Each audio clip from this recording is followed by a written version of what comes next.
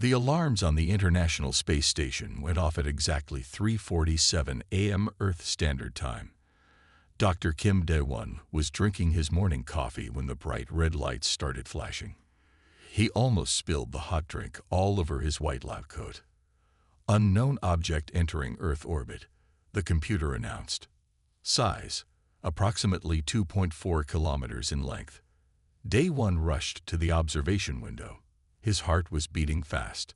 After 15 years of studying alien life possibilities, something was finally happening. Through the window, he saw a massive ship. It looked like a giant silver leaf, spinning slowly and letting out small bursts of blue light from its sides. "It's damaged," he said, noticing the dark marks along the ship's hull. Pieces of metal were floating around it like breadcrumbs in space. The ISS command center was already full of people when he got there. Screens showed the giant ship from different angles. Everyone was talking at once, but nobody knew what to do. "Dr. Kim," Captain Lee called out, "you're our alien expert. What do you think?" Dae-won looked at the readings. The ship was losing power. Its movement wasn't smooth. It was more like a wounded animal trying to stay up. "They need help," he said simply. "Those energy readings are dropping fast. Whatever brought them here, they're in trouble." The next few hours were crazy. Every country on Earth was arguing about what to do. Some wanted to shoot the ship down. Others wanted to ignore it. But Dae-won kept saying the same thing. "We have to help them."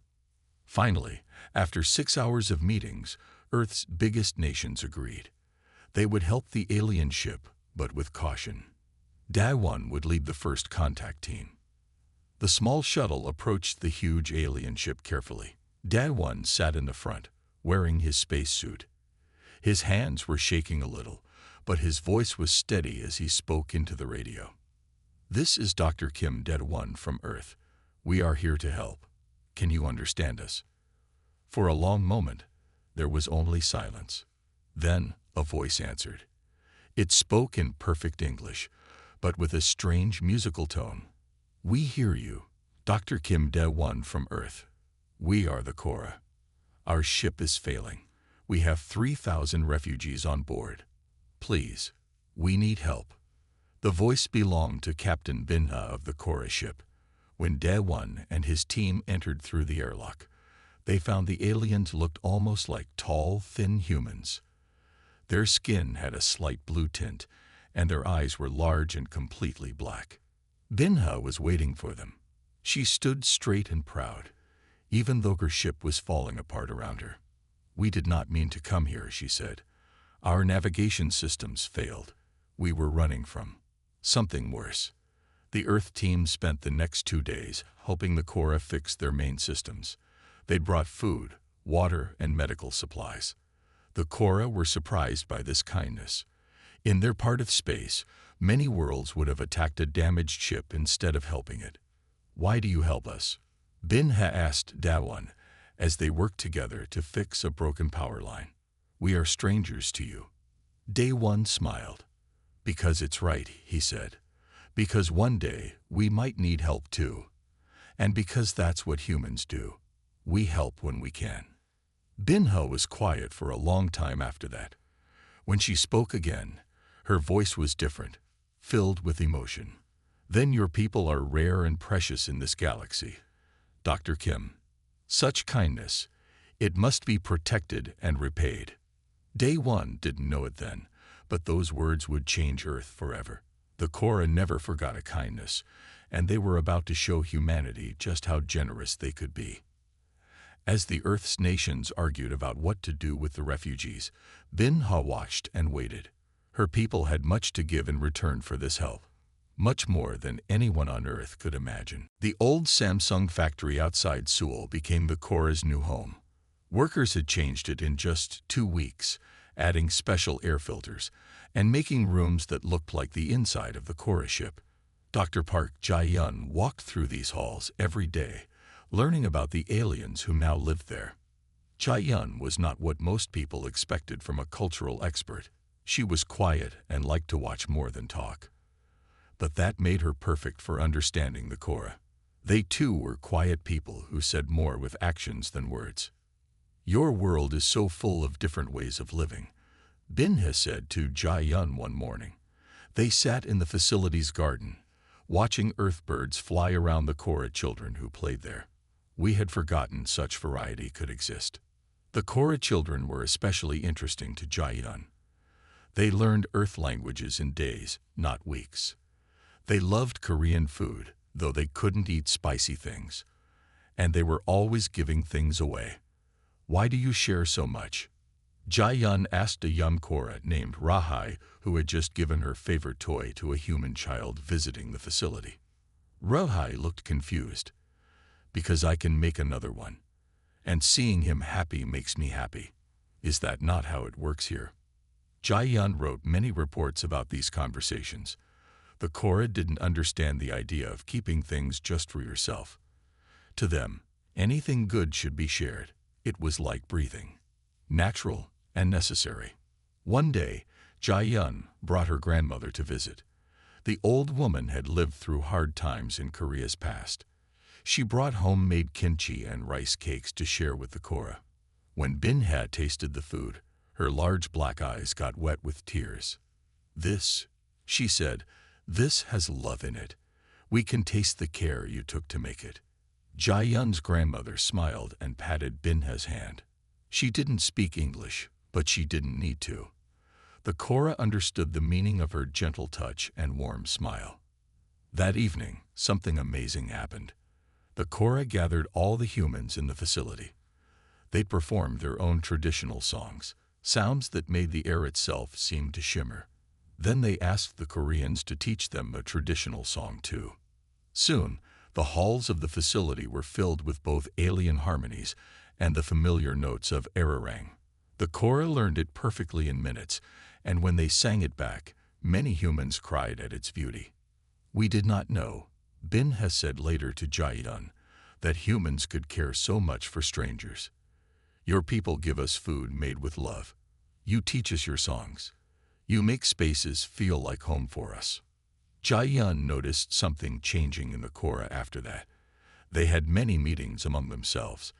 They seemed excited but nervous too. Something was coming. "Your people understand real wealth," Bin had told Jai-yun one evening. "Not the wealth of things kept, but the wealth of things shared. We have been blessed by your kindness. And soon we will show you what that means to us." Jai-yun didn't understand then what Bin-ha meant. She wrote in her report that night, "The Korra see generosity as a circle. What goes around comes around. They are planning something big, something that will change everything." She was right, but even she couldn't guess just how big that change would be. Lee Sun-woo was just a regular engineer at Korea Electric Power Corporation when they sent him to check the Korra ship's power systems. He didn't expect to find anything special. He was wrong. The ship's engine room was like nothing he had ever seen. Instead of the dirty, noisy machines he knew, there was a quiet blue light coming from a small metal box. It was the size of a refrigerator, but powered the whole massive ship. "It's a fusion reactor," Bin-ha explained, watching Sun-woo study the machine. "But probably not like the ones you have tried to build on Earth." Sun-woo checked his readings again. The numbers didn't make sense. This little box was making more power than Korea's biggest nuclear plant, and it made no waste at all. "How?" he asked. "We've been trying to make fusion work for decades." Bin had touched the metal box gently. "You were very close," she said. "You just missed one small thing. Would you like to know what it is?" Sun-woo nodded, not daring to breathe. This was the holy grail of energy science. Nations had spent trillions trying to make fusion work. "We will show you," Bin has said. "No cost. No deals. No secrets. We will show everyone." Sun-woo thought he had heard wrong. Everyone. But this must be worth. I can't even count how much. Bin-ha made the singing sound that was Korra laughter. "Worth? Yes, it is worth much. That is why it must be shared. What good is worth if it is locked away?" That afternoon, the Korra released their complete fusion plans to every nation on Earth. Not just the plans, but also videos showing how to build everything. They explained it so simply that even high school students could understand the basic ideas. The world's leaders didn't know what to do. They had expected the Korra to sell this technology, or at least use it for bargaining. Instead, the aliens were giving it away like candy. There must be a catch, the American president said in an emergency meeting. They want something. Everyone wants something. The Chinese premier agreed. But the Korra kept explaining. They shared because sharing was good, because Earth had helped them when they needed it, because that's what their culture taught them to do. Sun Wu spent the next week studying the fusion plans. They were perfect. They would solve Earth's energy problems forever. No more pollution. No more fighting over oil. No more poor countries staying poor because they couldn't afford power. I don't understand, he told Bin-Ha. You could have bought a whole planet with this technology. Why give it away? Bin-Ha looked at him with those big black eyes. Young engineer, she said, you helped us when our ship was dying. You gave us food and shelter. You shared your songs and your stories. How could we do less in return? Then she smiled in the Korra way, with her eyes getting brighter. And this is just the beginning. We have so much more to share. That night, Sun Wu couldn't sleep. The Korra weren't just generous. They were going to change everything. And Earth's leaders were about to learn that sometimes the best things in life really were free. Ambassador Yun Ta, he stood in front of the United Nations Security Council. Her hands were steady, but her heart was racing. She had to make them understand. The Korra are not trying to trick us, she said. They simply have a different way of thinking about sharing and giving. The French representative shook his head. No one gives away technology worth trillions of dollars for free. It's not natural. Tahi looked at her notes. The Korra had given her plenty of proof of their good intentions, but Earth's leaders were still suspicious. They had spent the last week arguing about what to do with the fusion technology. Russia wanted to study it for 10 years before using it. America wanted to control who could build the reactors. China insisted on being the first to build one. Everyone was fighting over a gift that was meant for everyone. Maybe they want to make our own technology look worthless, the British representative suggested. Destroy our economy before they attack. Tahi felt tired. How could she explain the Korra to people who thought only in terms of profit and power? Back at the Korean embassy, she found Bin-Ha waiting. The Korra captain looked worried.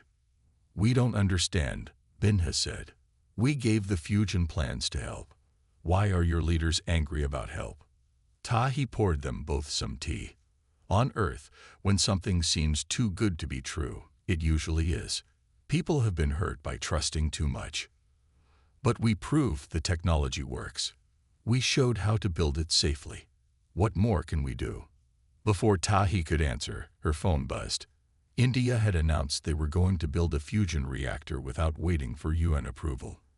Then China said they would do the same. The whole situation was about to explode. Your people fight over a gift that could save your world, Bin-Ha said sadly. We have so much more we want to share, but now we wonder if you are ready. Tahi looked out her office window at the New York skyline. Some of us are ready, she said. Maybe not our leaders, but ordinary people understand. They're excited about the future you're offering. That evening, protests started around the world. People carried signs saying, "The future is free," and "Trust the Korra." They wanted the clean energy and new technology. They were tired of politicians playing games. Bin-Ha watched the news with interest. Your people are wiser than their leaders, she said. They see that holding back progress helps no one. Tahi nodded. The leaders will come around. They have to. The world is changing too fast to stop it. As if to prove her point, her phone buzzed again. South Korea had just announced they would work directly with the Korra to build the first fusion plant. Other countries could join or get left behind. The choice was made. Earth could move forward together, or some would move forward while others stayed stuck in the past. The Korra watched and waited, hoping Earth's people would choose wisdom over fear. Captain Han Do-hyun of the Korean Space Force was eating dinner when the alert came. A fleet of ships had appeared near Mars. They weren't Korra ships. All ships are in attack formation, his officer reported. They're heading straight for Earth. Do-hyun rushed to the command center. The room was full of military leaders from different countries. On the main screen, 20 black ships moved closer to Earth. They looked like giant spears made of dark metal. Bin-ha's face went pale when she saw them. "The Mret," she whispered. "They found us." "Who are they?" Do-hyun asked. "The reason we ran. They take what they want. They destroy what they can't take." The Mret ships sent a message to Earth. Their leader's voice was cold and harsh. "Give us the Korra refugees. This is not a request. You have one Earth day to comply." Do-hyun looked at his weapons list. Earth had good weapons, but nothing that could fight ships that big. Even with the new Korra technology, they weren't ready for this kind of battle. But then he saw something interesting. The Mret ships used old-style fusion engines, the same kind Earth used to have trouble building. They didn't have the new Korra technology. "We have better power systems than they do," he said. "Maybe we can use that." The next few hours were crazy. Do-hyun worked with Korra engineers to modify Earth's satellites. They changed the satellites to make special energy fields that could stop the Mret ships. "Will this work?" someone asked. "We'll find out soon," Do-hyun said, watching the clock count down. When the Mret started to attack, they got a big surprise. Their weapons couldn't get through the new energy fields. Their ship's power started to fail. They hadn't expected Earth to have such advanced technology. "Impossible," the Mret leader shouted. "This is Korra military technology. They never share military secrets." Bin-ha stepped up to the communication screen. "They didn't have to share military secrets," she said. "They shared everything. Because that's what friends do." The Mret ships tried to attack for 2 more hours, but without good power systems, they couldn't do much damage. Finally, they had to retreat. After they left, Do-hyun found Bin-ha looking at Earth through a window. "You could have just given us your military technology," he said. "That would have been enough to protect Earth. Why give us everything?" Bin-ha smiled. "Because that's not who we are.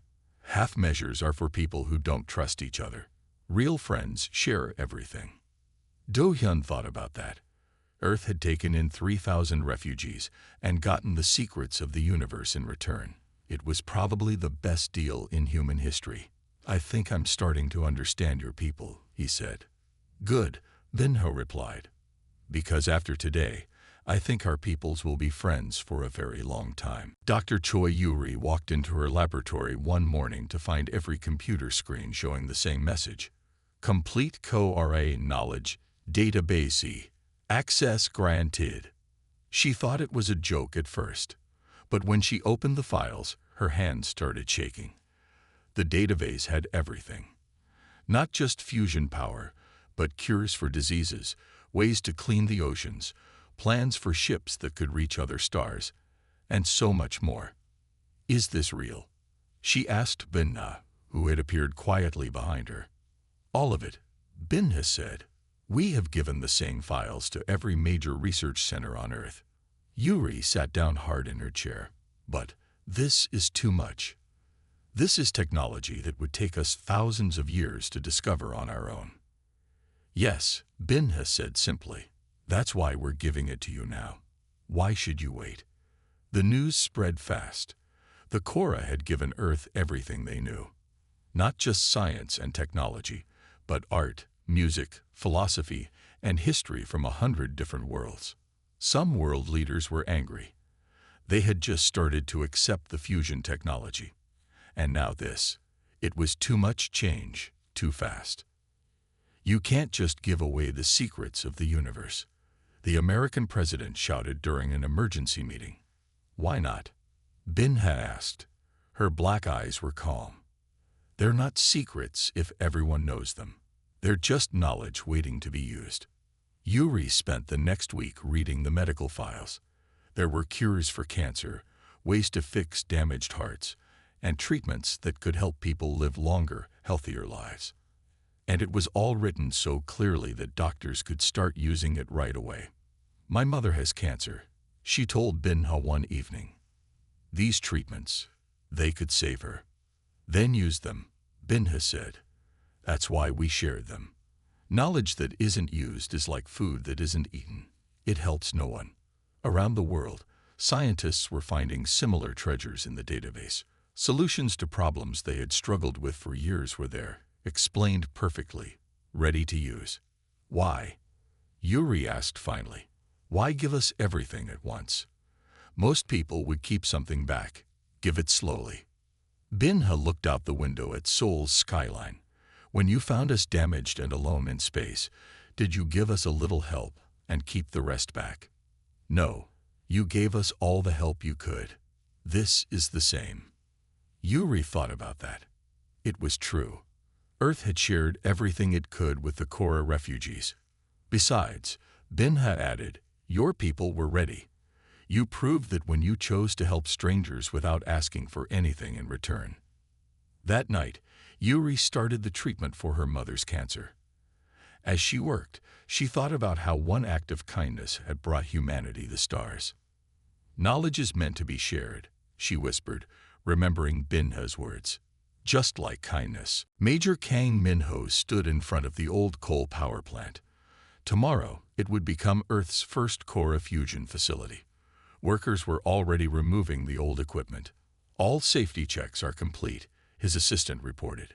"The Kora systems are ready to install." Minho nodded. He had spent months learning the new technology. It still amazed him how simple it was, once you understood it. The Kora had even made the instructions easy to follow. The first fusion core lit up at dawn. Minho watched as clean power flowed into Seoul's grid.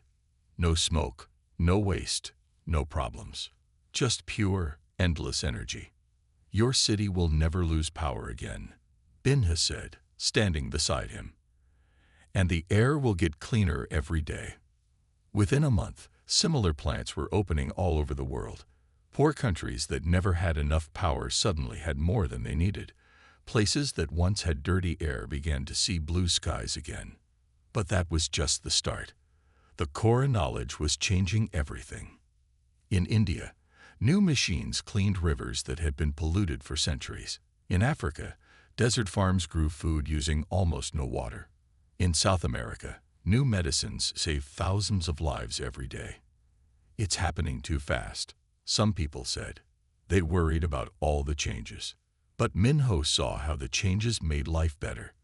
Factory workers weren't losing their jobs. They were learning to run the new clean machines. Poor families could finally afford power and food.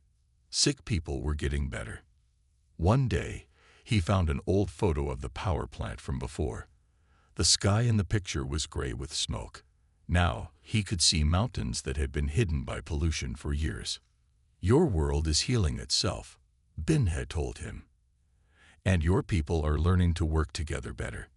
She was right. Countries that used to fight over oil were now sharing power. Places that never talked to each other were working together to build new things.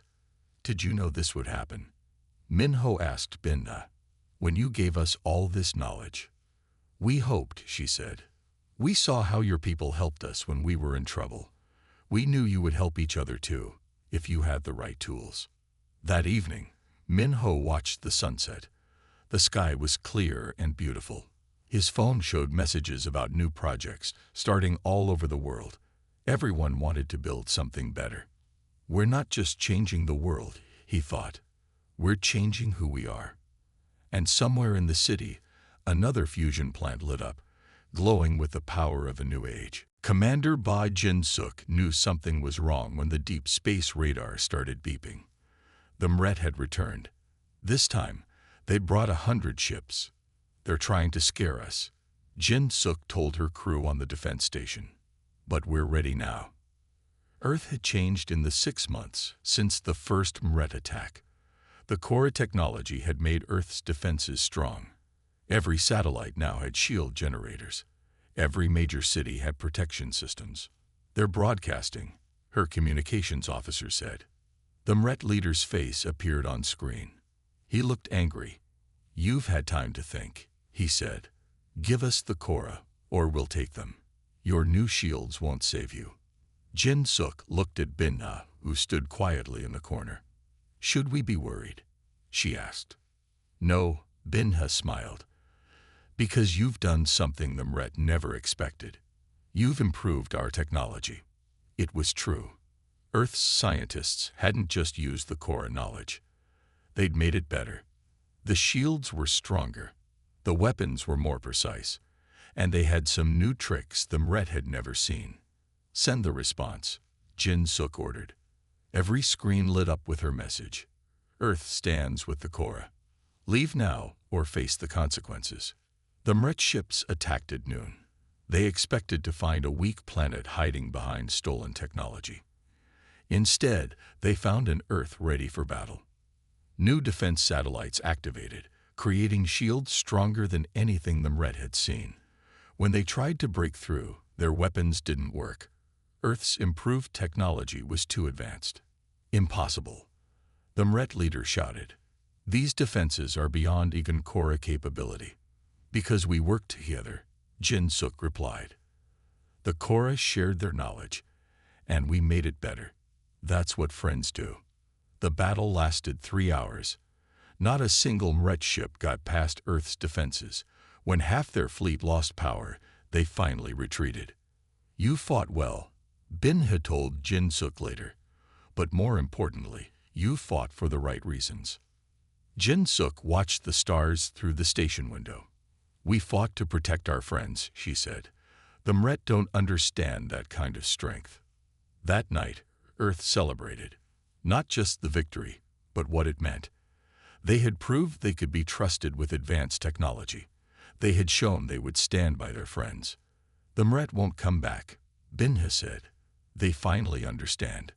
Earth isn't a weak planet anymore. It's a planet that turns kindness into strength." 5 years had passed since the Korra first arrived. Dr. Kim Dae-won stood at the window of the new Human Korra Cultural Center in Seoul, watching ships take off into the evening sky. These weren't just Earth ships or Korra ships. They were ships built by both peoples working together. Some were heading to Mars, where the first joint colony was growing food in green domes. Others were going to distant stars, carrying teams of human and Korra explorers. "Did you ever think it would turn out like this?" Binha asked, joining him at the window. She was now Earth's ambassador to the galactic community. "Never," Dae-won smiled. "When I first saw your ship, I just wanted to help. I never imagined helping one ship would change everything." The cultural center was full of students from both worlds. Young humans learned Korra science while Korra children studied Earth art. In the garden, trees from both planets grew side by side. "Look," Binha pointed to a news report on the wall screen. Another planet had joined the Earth-Korra alliance. They too wanted to be part of this new way of doing things, where knowledge was shared freely and helping others was the highest goal. "We learned from you," Dae-won told her. "We learned that being generous makes everyone richer, not poorer." Earth had changed in ways no one expected. The old fights over resources were gone. There was enough clean energy for everyone. Diseases that once killed millions were now easily cured. The air and water were clean again. But the biggest change was in how people fought. When new alien ships arrived, Earth didn't point weapons at them. Instead, they offered help and friendship first. Most aliens were surprised. Some were suspicious. But many stayed to learn this new way of doing things. "Your daughter graduates from the academy next week, doesn't she?" Binha asked. Dae-won nodded proudly. His daughter would be one of the first human Korra joint starship captains. She had grown up in this new world where humans and aliens work together naturally. "The children understand better than we do," he said. "They don't see Korra and human. They just see friends." That evening, they held a celebration at the center.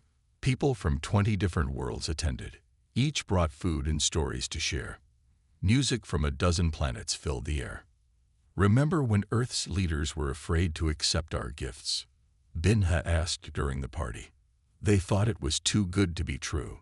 Da1 laughed. Now look at us. We're helping other worlds the same way you helped us. As the party went on, Da1 watched the youngest children playing. Human kids were teaching Korra children to play soccer, while Korra kids showed them how to make lights dance in the air.